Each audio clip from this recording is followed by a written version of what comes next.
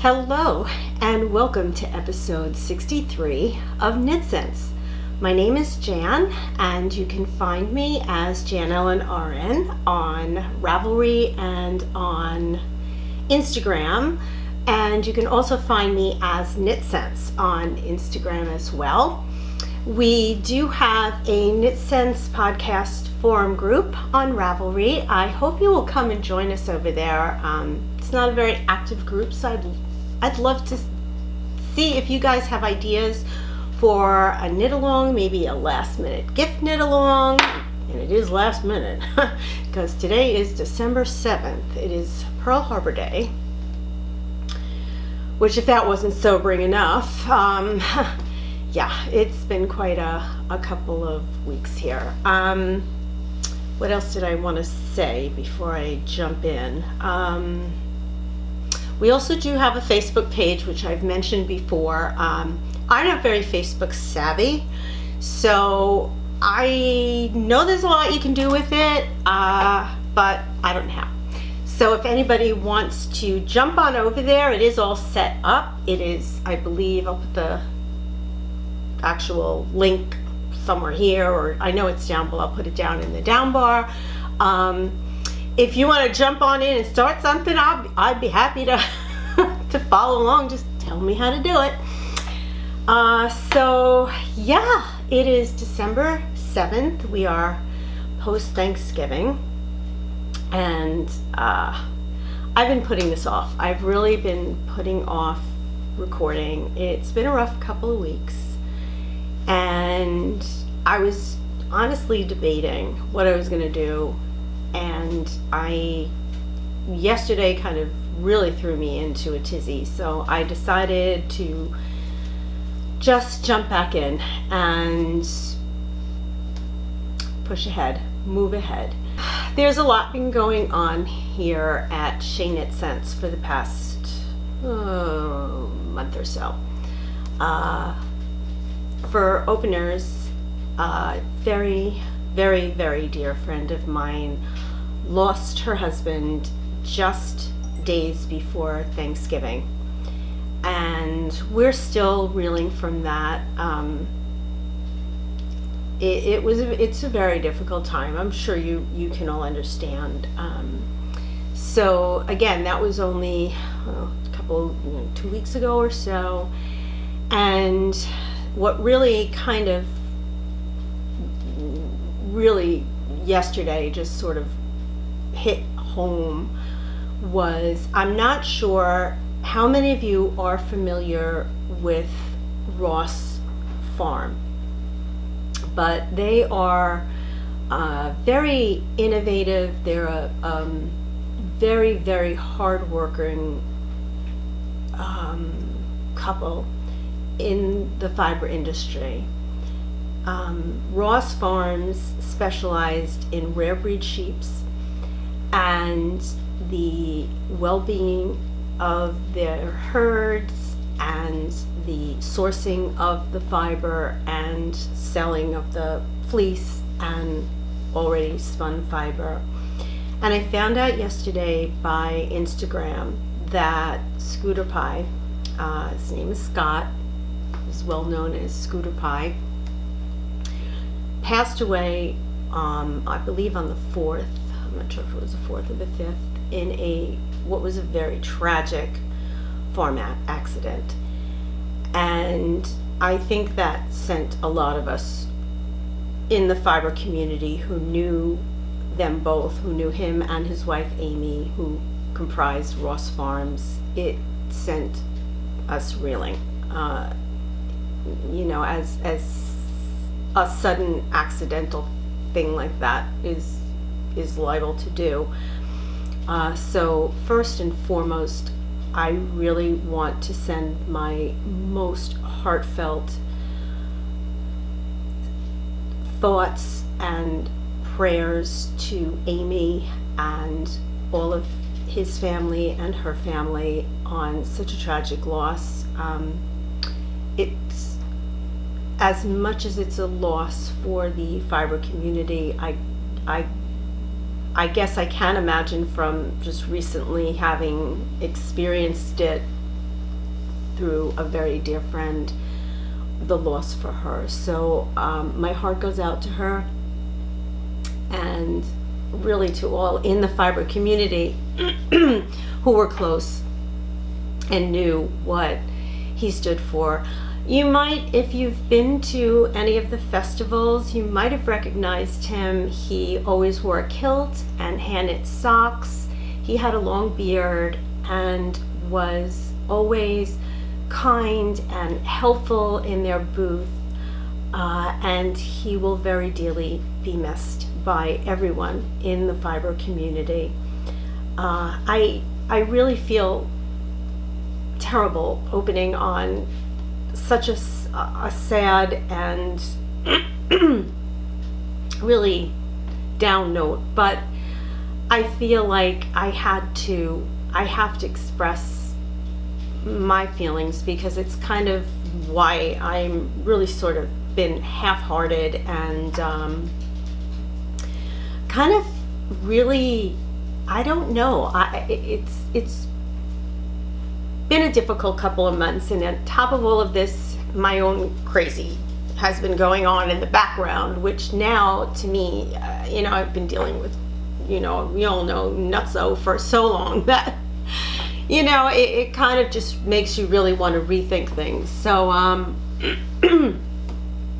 I really decided that the best thing to do is push on, is to just push on with your passions, with what is important to you, with what you love, with what you enjoy, and do it with joy, and give those you love an extra hug and hold them extra tight, and really think about what you're thankful for and grateful for this holiday season.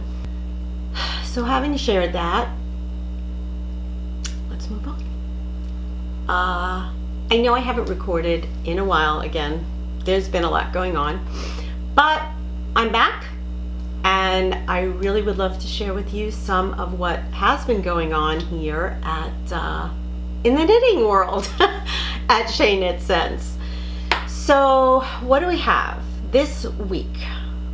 A lot of knitting, and a lot of knitting of all the things. I don't know, I think my focus has been all over the place, so I have a little bit of everything. I seem to have had some cast-on-itis, which I've tried to rein in a little bit, because that's just making me even more unfocused.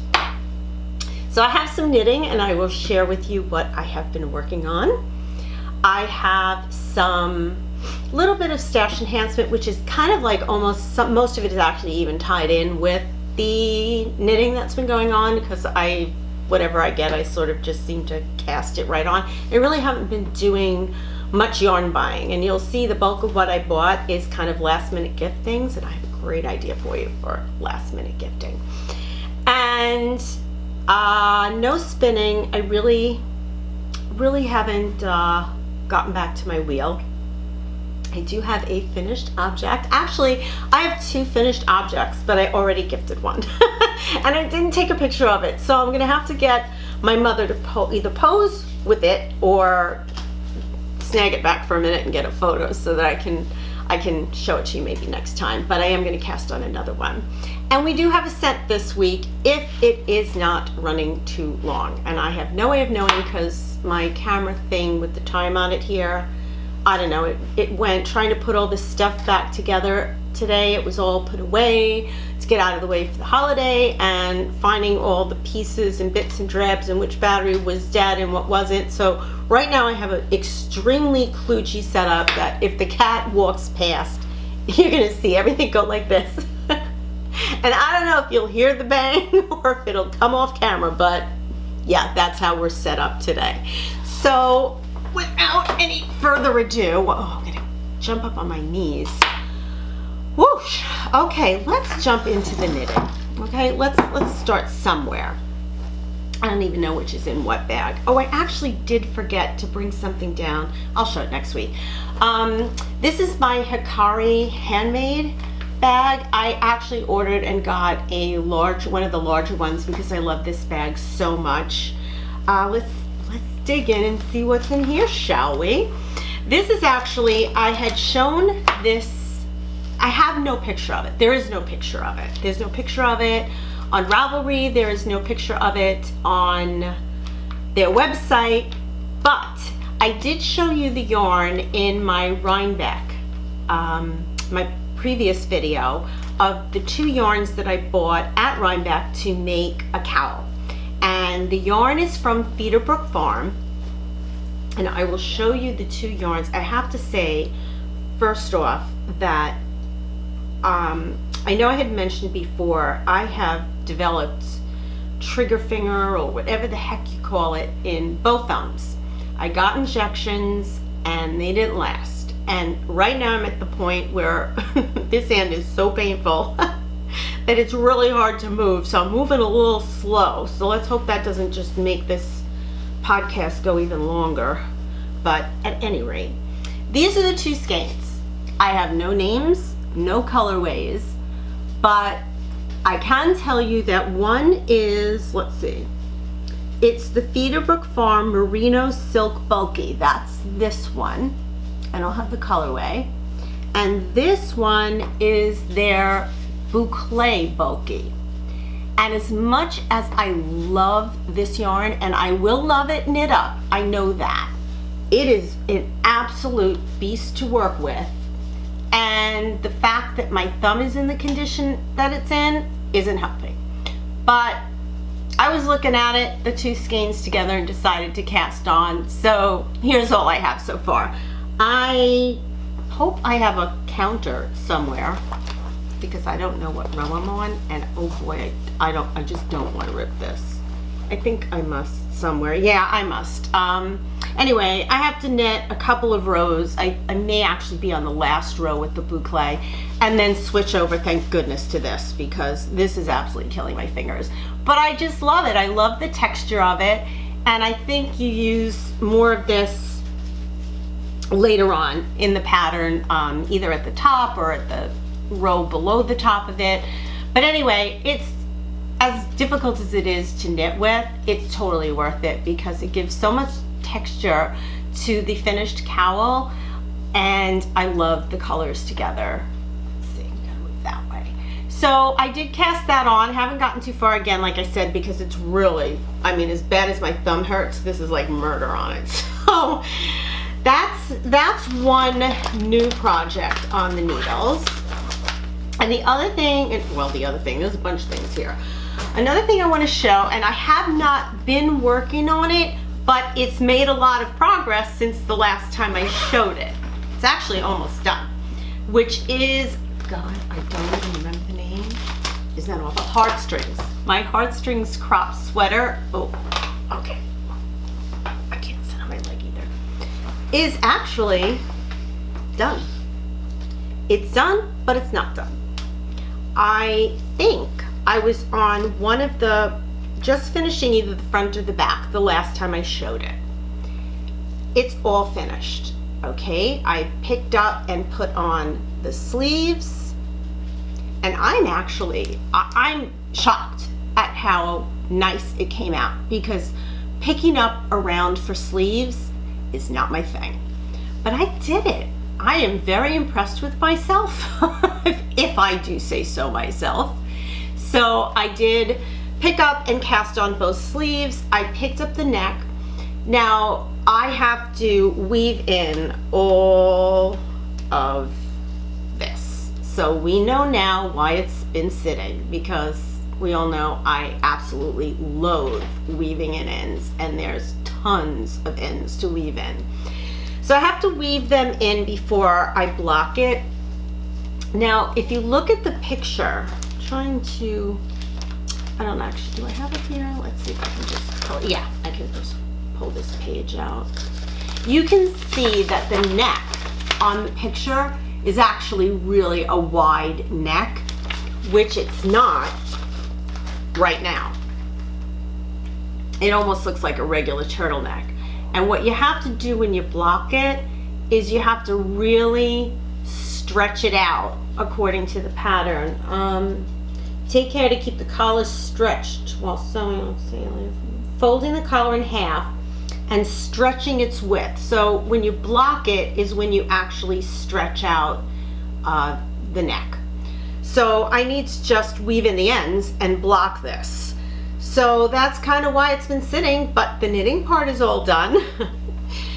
Just those multitude of ends that I have to weave in. So I did want to show that. And again, that was really I really enjoyed knitting that. That was a lot of fun to knit. The weaving in of the ends part, not so fun. Okay, next on, and this is take 2.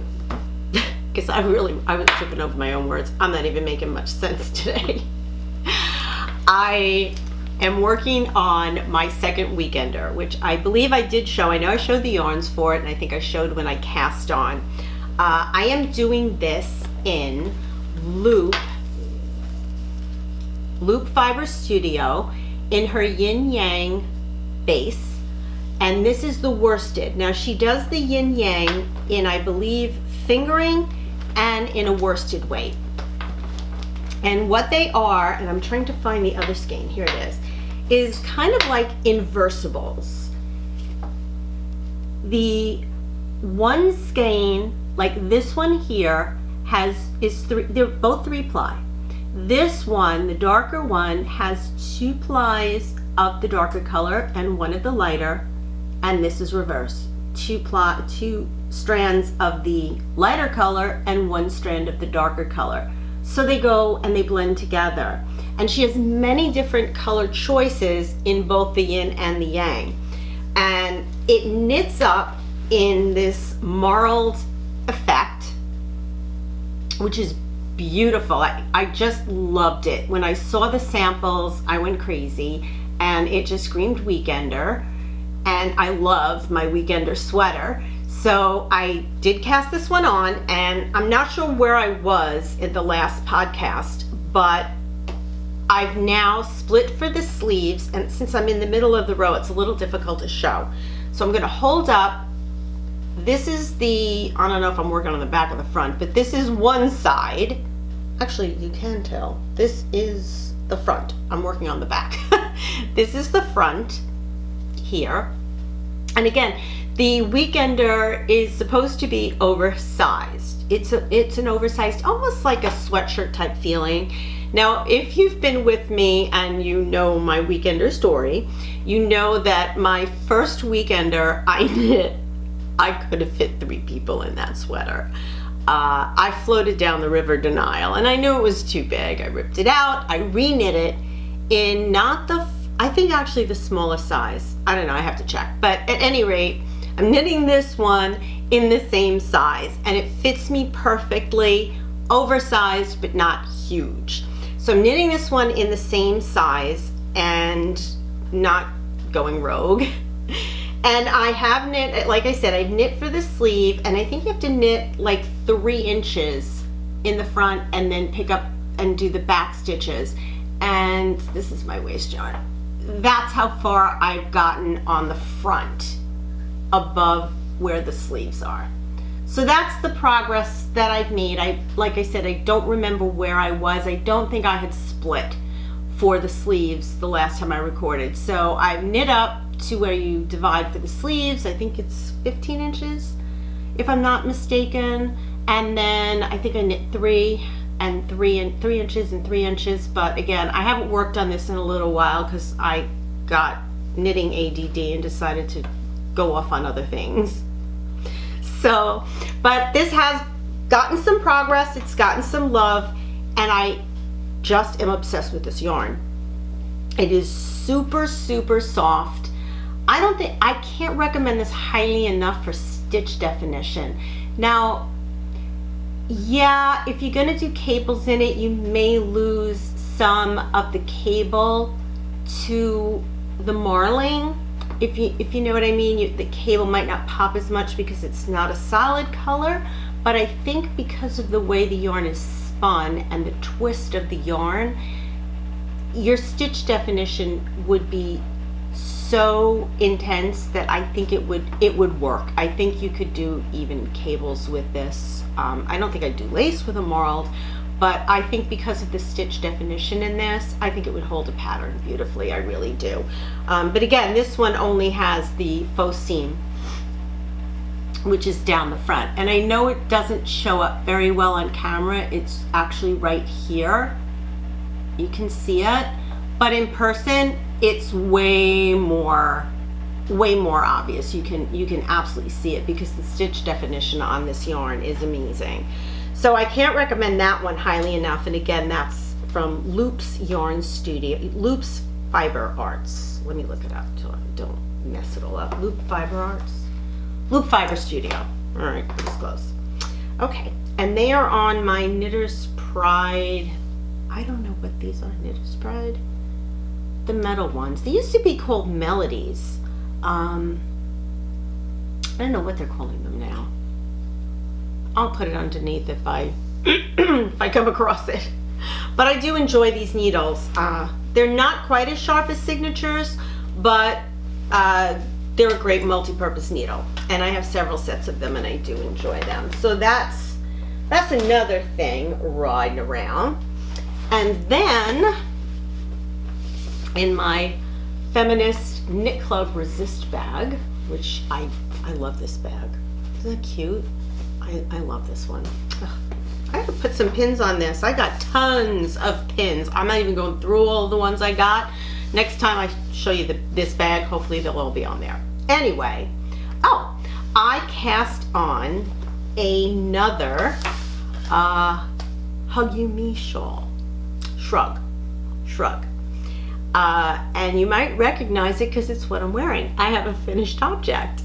And I loved it and enjoyed knitting it so much that I cast on another one. And I will show you the finished object in a minute, so you'll get to see. But I thought it would be cool because this is actually how the shrug starts. It starts with this disappearing cast on right here. You knit out into a square, and somehow it turns into a shrug. And it is such a unique and addicting construction. It really, I could not visualize as I was knitting, how is this going to take shape? How is this going to become something wearable? And it's a pattern by Laura Nelkin. Again, it's called Hug You Me.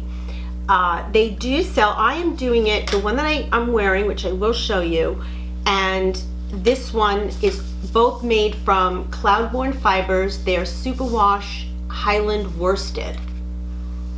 Okay, let's see if I can get that to focus on there. There we go. This one is in the graphite heather, and it's, I would say this is more of a wash denim color. That's what it looks like to me. I mean, they're calling it graphite heather. It does have a lot of gray in it, but again, it's kind of almost like a washed out denim. Like, you know, when you have those stonewash jeans, that kind of color. And I thought one of these shrugs in this would be awesome. So I have started another one of these because, like I said, I really enjoyed working on this so much, and I am really enjoying the finished object. So what I will say is, if you are interested in knitting this, the yarn for the price point is excellent. It really is. It is soft. This is not, it's 100% wool. I think it's just called 100% fine Highland superwash wool. And for the price point, this is an excellent yarn. I would highly recommend it. My actual only complaint with the yarn, and I can't even complain because of the price point, is it is a little splitty. I'm using wooden needles with this. Okay, not only double points, but when this gets to have enough stitches, I will switch over, and you do knit in, for the most part, in the round, and I've been knitting it on my Licca needles. And those are also wood. In fact, these are actually Licca double point needles. They came in, I have the set of these, which is wonderful. I love them. They are great because you know, when you use double point needles, my biggest issue with them, and I'm a double point gal, I love to do my socks on double point needles, but slipping stitches is a big That's the only issue I have is I live in fear of my stitches falling off. So I find wood needles to be a little bit more grippy, but these are actually smooth wood. So they're like the best of both worlds. And I did break down and get the set of Lica double point needles, and I would highly recommend them. I'm sure in a previous podcast I must have shown them and reviewed them. But the reason I'm mentioning it is because Bluprint, which used to be Craftsy, now it's Bluprint, has been running sales lately, and really tremendous sales. And I bought the kit for this and this kit. I think my size, which was the second size, I believe I made the small, not the extra small, the small, I think. And it calls for 4 skeins. So once you have the pattern, it may be less expensive. I'm not sure yet. You'd have to look at the price of the skeins to see, because you need 4 skeins, then 5 skeins, obviously, for the next 2 sizes, I think. But the upshot I'm trying to get at here is they have been running some tremendous sales, and I got the kit with the pattern in it and the yarn, I think, and it's free shipping. Actually, it was free shipping. The whole shebang was $25. You can't beat that. So like I said, for the price point and the way it knit up and the feel of it, I'll deal with a little splittiness. And it's not horribly splitty. When I say splitty, it's not like impossible to knit with. It's just, you know, the occasional splitty yarn. It's a little splittier than I'm used to working with, but that's fine. So that is another thing that I cast on, jumping all over the place. And then the final thing, oh gosh, now I got fiber all over the place. Oh God, I want to sneeze. Okay.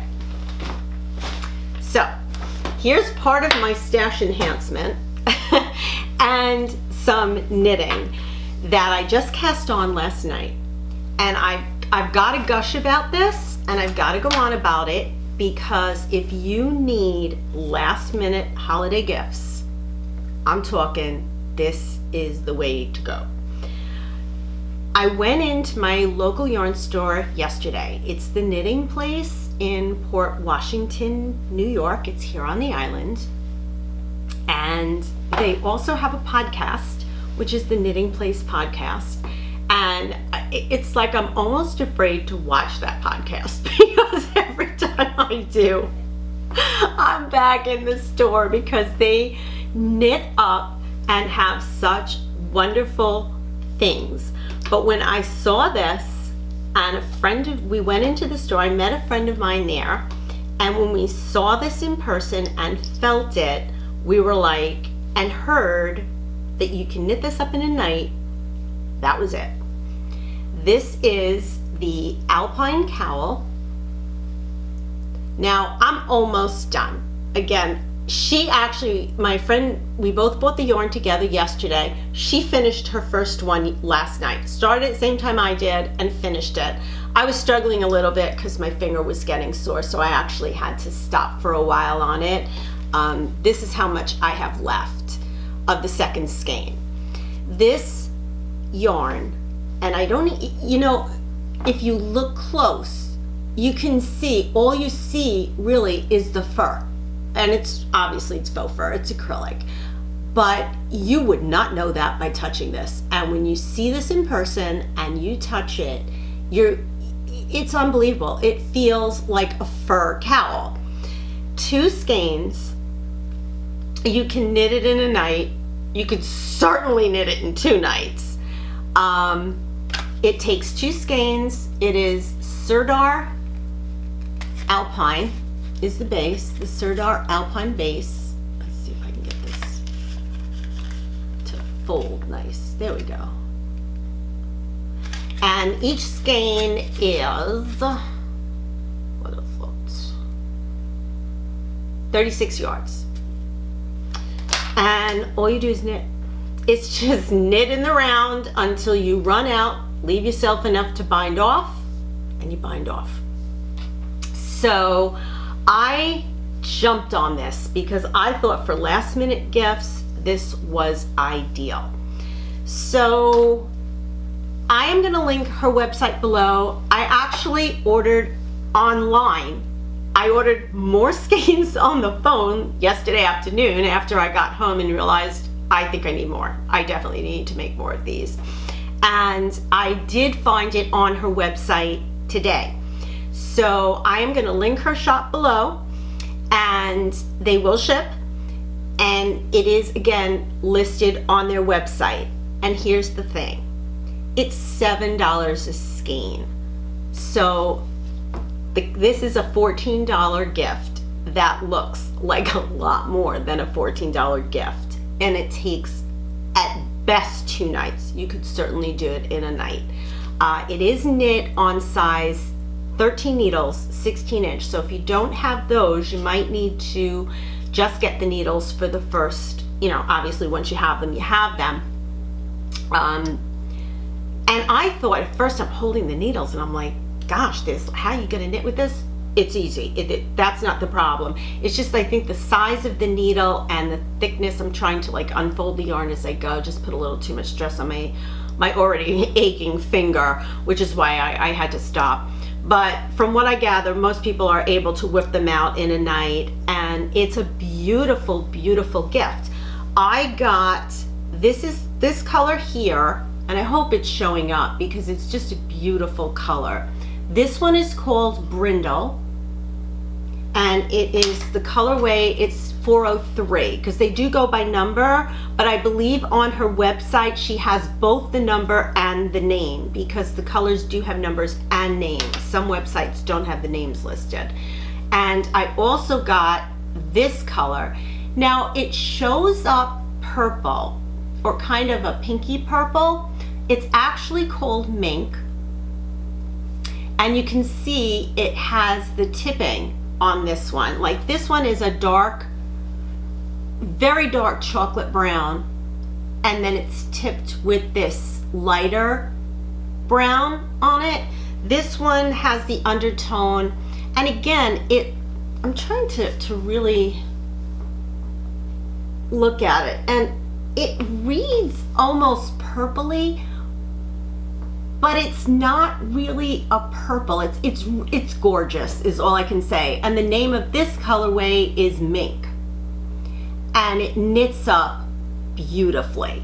So that's the only 2 that I have right now to show you. I did order, I think, Sable and Lynx. I'm not even sure which ones I got. The only one I think that she said is back ordered. I think I don't think they have Sable in stock on the website, and I know she said that the black was back ordered. Other than that, they have, and like I said, there are some solid. The Lynx I think is a solid. It's like a caramelly color. The black is also a solid color, and I think there's another one that's called Polar White. That's a solid color. I personally, the white, I would be afraid, when your makeup comes off like on your turtleneck and stuff, I'd be afraid of the white. That one would kind of scare me, that it would get really dirty very quickly just from like makeup and stuff. But hey, listen, I'm sure it'll be gorgeous.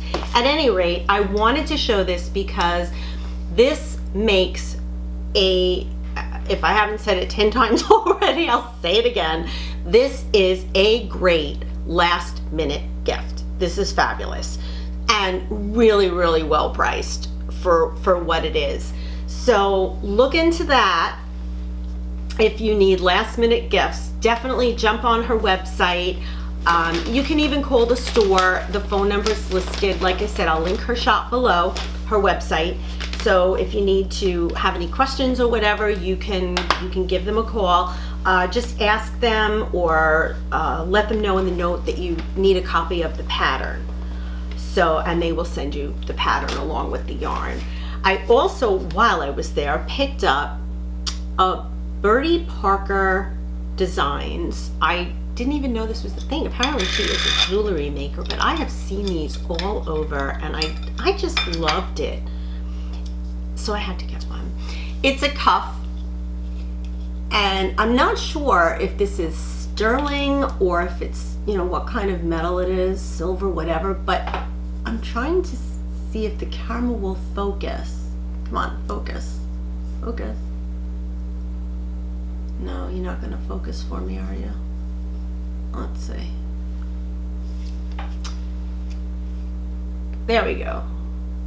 It shows knit stitches on the little plaque, and the band part is like a really thick leather cuff.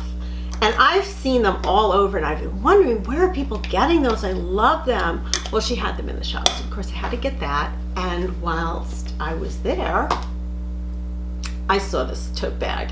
How cute is this? I do not even know. Oh, wait a minute.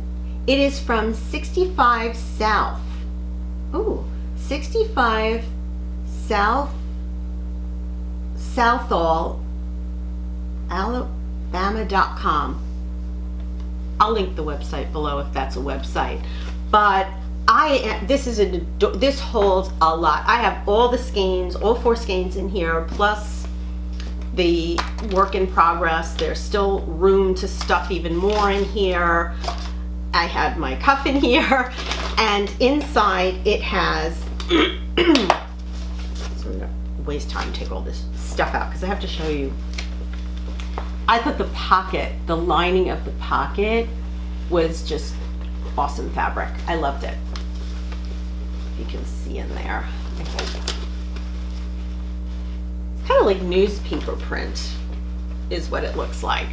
But anyway, I will try to link their website below, and I actually will look on the knitting place on her website to see if she has these bags on the website. I will make a note of that. So that's the last thing I cast on. That was it. That's all I've been knitting on.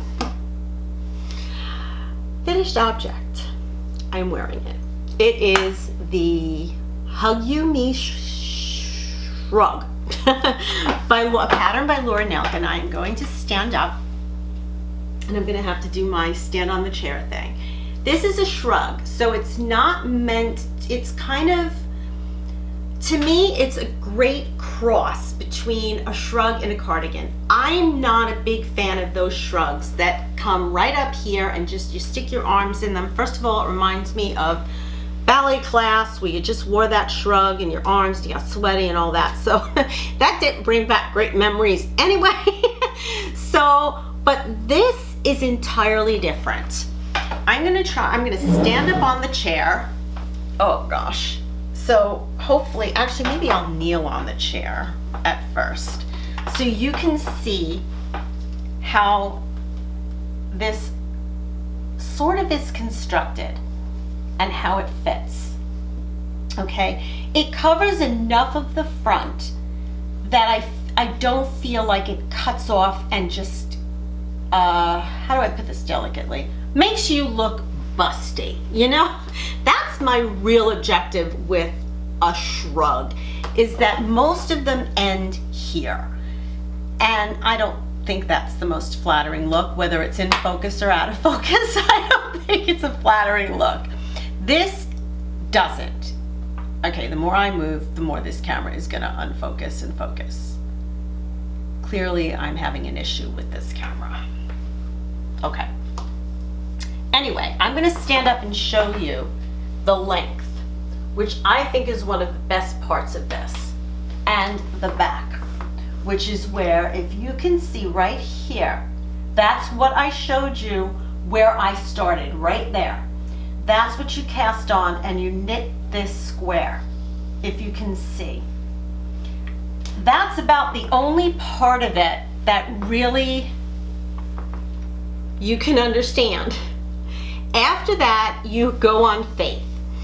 And if you've done any of Laura's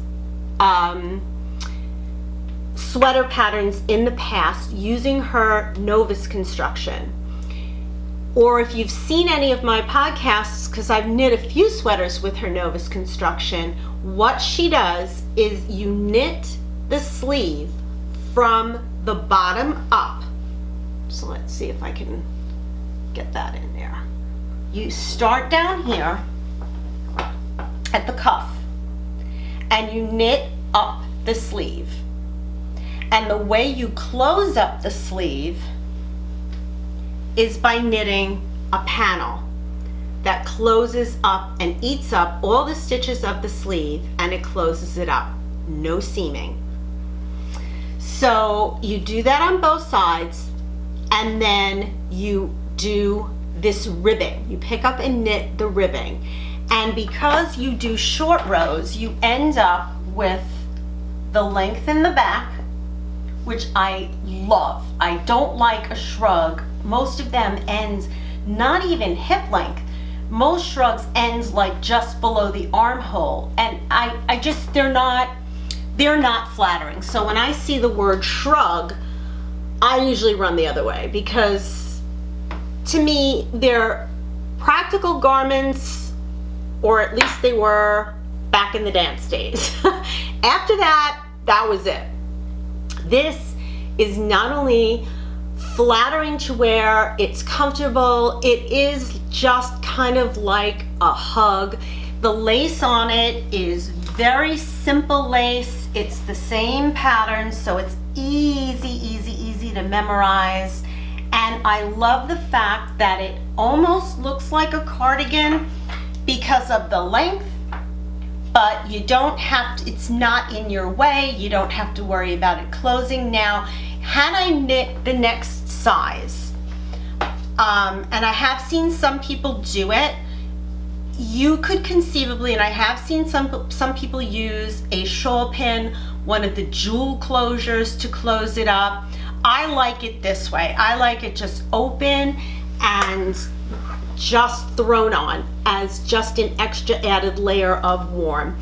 So of course my first one had to be pink, we know that. And you saw the next one I'm doing in the charcoal. And I might actually, because again, it's almost like you're unveiling a mystery while you're knitting it, because it's, you can't wrap.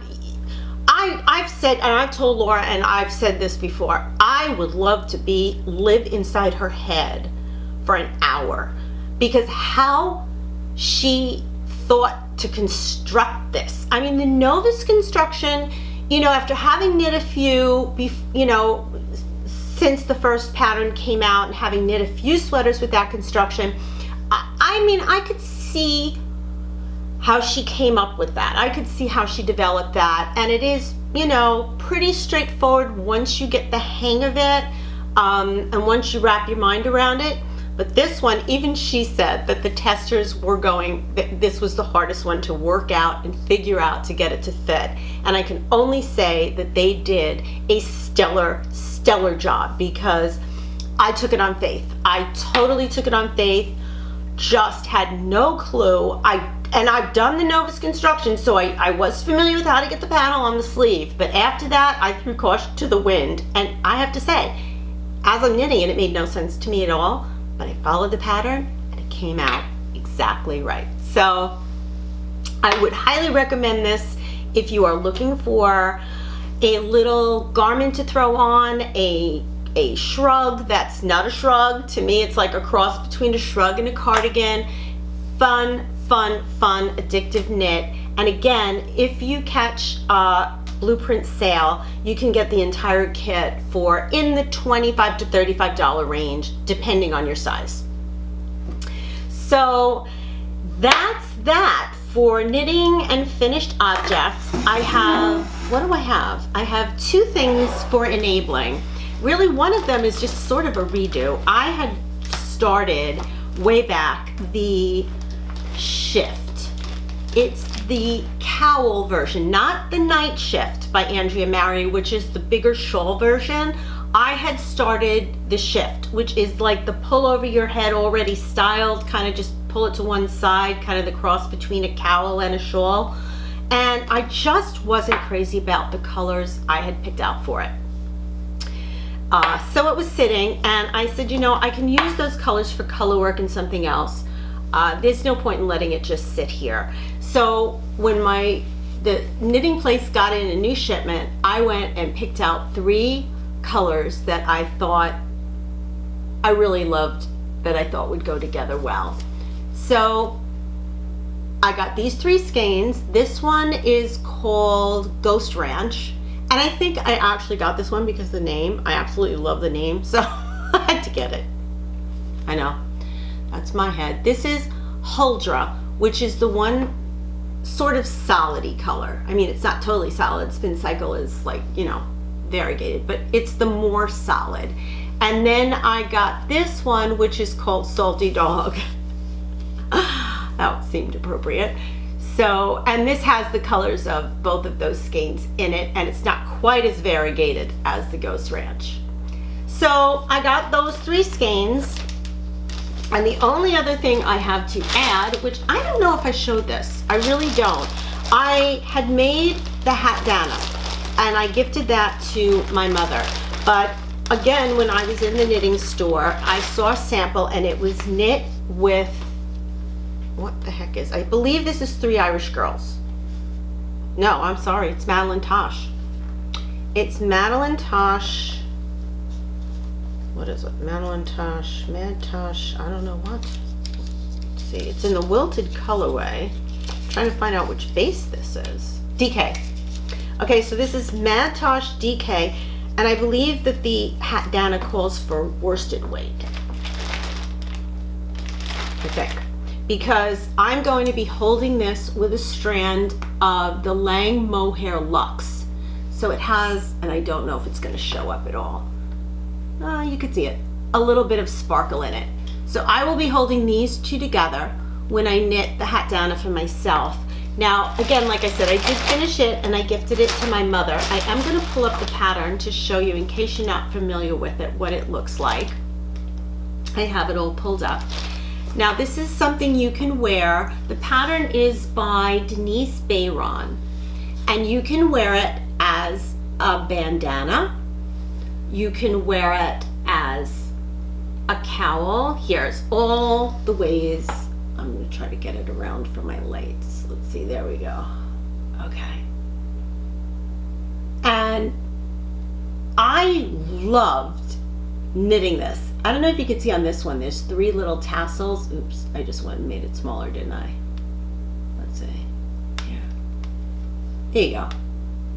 There you go. You can see there's 3 little tassels on the bottom of that. And basically, it's super simple. There's a very simple cable running up the front and then ribbing at the top.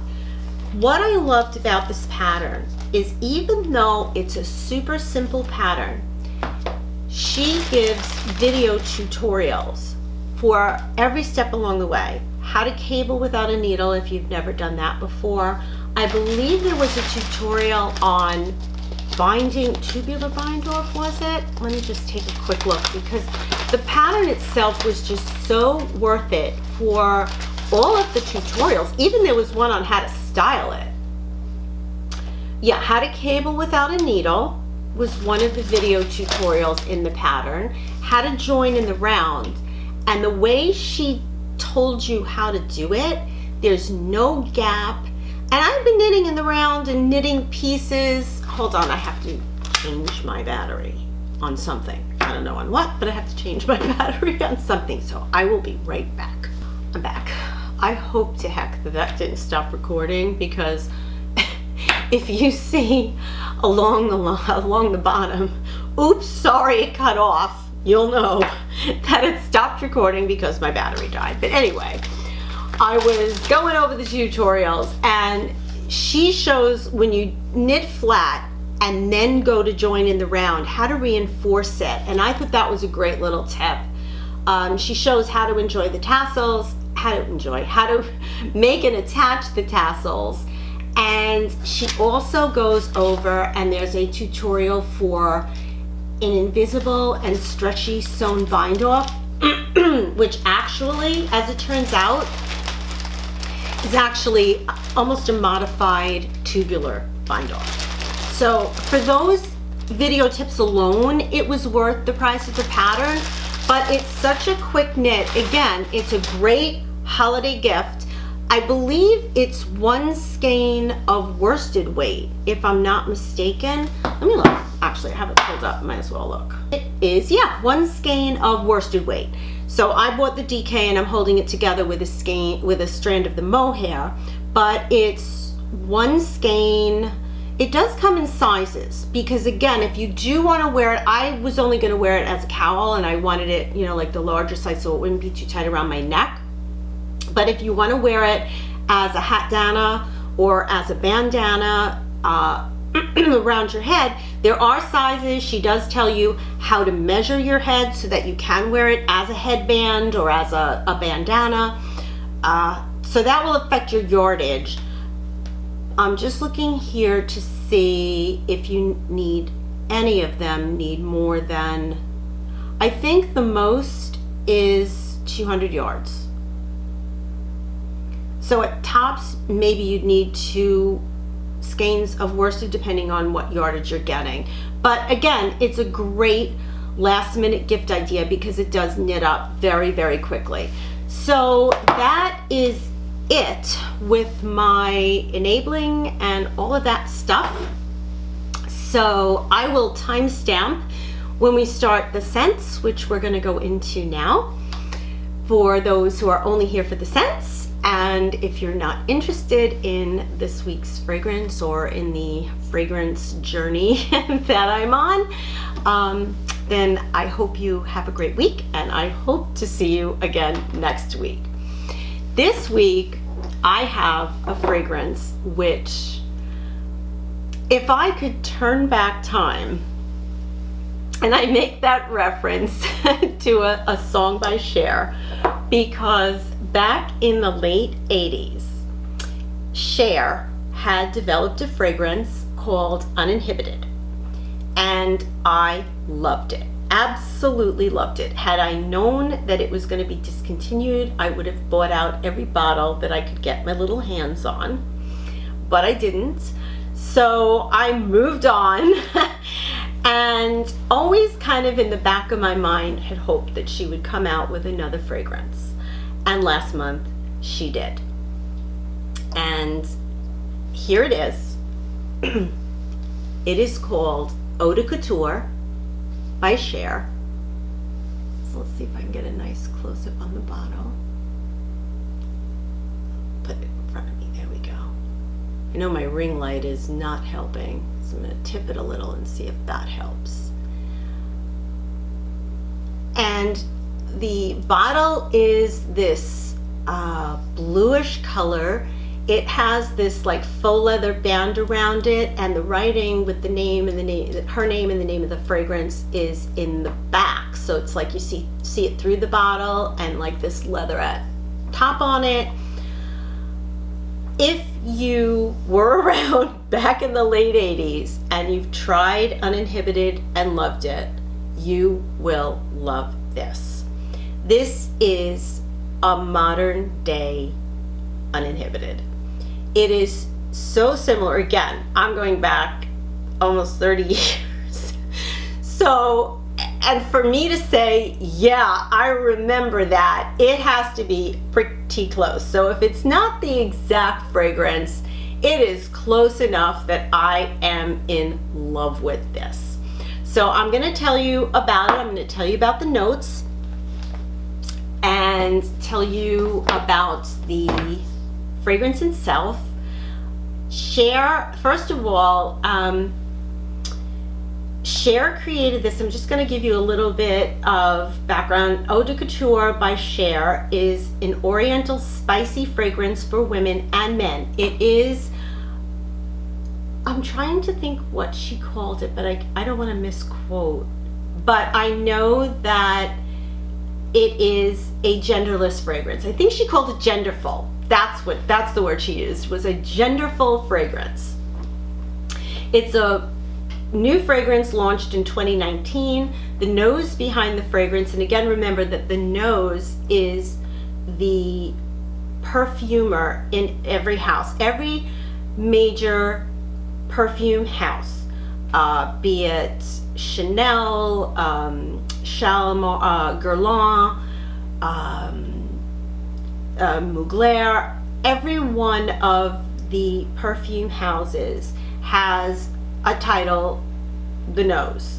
And the nose, there's usually only one. I have seen lately a lot of fragrances that have had two working together, but usually the big houses have one nose, and that job is extremely valuable to the company, because if that perfumer can create a classic, it is millions of dollars for the company. So every perfume house really tries to find that one nose for that represents their house, that can develop a line, a signature line for them that will ultimately make them a lot of money. So anyway, the nose behind this fragrance is Clément Guevara, and the top notes in it are bergamot, cloves, and neroli. The middle notes are jasmine, rose, and orange blossom, and the base notes are vetiver, sandalwood, and vanilla orchid. And I'm going to give you the accords. Those were the notes. These are the accords of the fragrance. It's woody, it's warm and spicy, white floral, citrus, and floral. Now that's what's listed here on Fragrantica. The reviews so far, and again, it's really going by word of mouth right now, and I'll explain that in a second. So there aren't too many reviews out yet. I'm actually just seeing some more that have just come on here on Fragrantica, but the reviews are extremely positive. Let me go over the notes that I actually smell. On here, it says the top notes are bergamot. Well, let me go where they are. Where did I see it? Hold on. Yes, yes, yes. Quick, quick, quick, quick, quick, like a little bunny. Okay. Bergamot, cloves, and neroli. I get the bergamot, but not for long. The neroli and the cloves, yes, but the cloves are so well blended, you're not going to walk around, it's not like pumpkin pie cloves, you know? It's warmth. It makes it a warm fragrance. And I am going to emphasize when they say that it is a warm fragrance, yes, it's almost like a spicy warm hug. That's how I would best describe this, as just like a spicy warm hug. I can imagine that this would be a fragrance that Cher would wear, and obviously she loves it enough, because if you look online, there are a bunch on YouTube of interviews with her having recreated or creating this fragrance, and having worn Uninhibited and loved it all the years that it was out. Clearly this is so close that you know that she loves this fragrance, or the notes in this fragrance, because to me this is just a really cleaned up modern day version of Uninhibited. I think it may be a little bit lighter. You know, I think with the regulations that have gone in place since Uninhibited came out, may have changed a few of the notes and the ingredients in it, but overall, to me, this is Uninhibited again. I get a lot. I actually do not get the rose. I don't get much floral from this. I know it's listed in the notes. I don't get it. I do get the vetiver, and I do get the sandalwood, and I do get the vanilla orchid in the dry down, which to me is like my favorite part of the fragrance. I do love the top notes. I know the middle note says that it's jasmine, rose, and orange blossom. I do get some of the jasmine. Actually, yeah, I do get the jasmine, but I don't consider this a floral. I consider this an oriental spicy, but I would add in the word warm. It's just smells cozy. It's for the winter. This is like the ideal scent.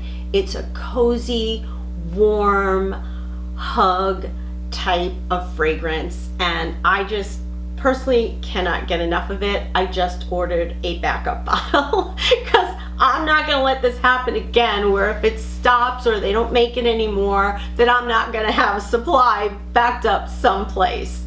So let me just tell you that right now there is only one place where you can get this, and that is online at scentbeauty.com. I believe the price for the 1.7 ounce, it only comes in one size. There's no body lotion, no nothing that goes with it. It's just the 1.6 or 1.7. There is no way I could read that word on the bottom. So take, look on the website. It's either 1.6 or 1.7 ounce, one size. And I believe it retails for $85.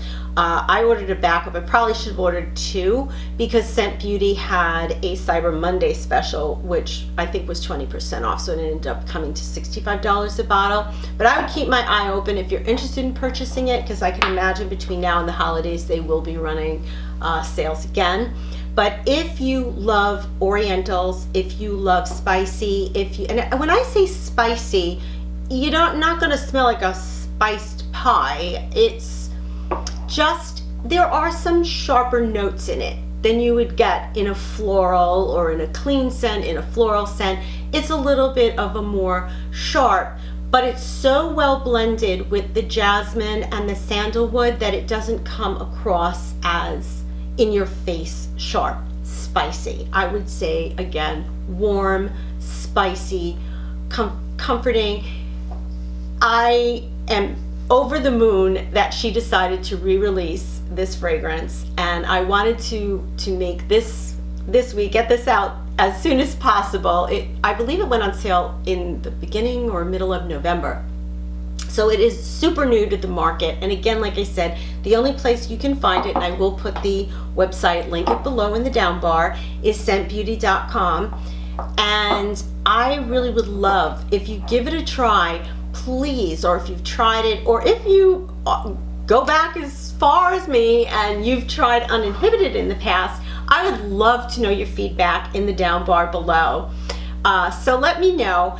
And if you've been trying fragrance or different fragrances in the past few months, you've come across anything, you've come across any great gift ideas or what you think would make for great fragrance gifts, put comments in the comment section below. I would love to hear from you.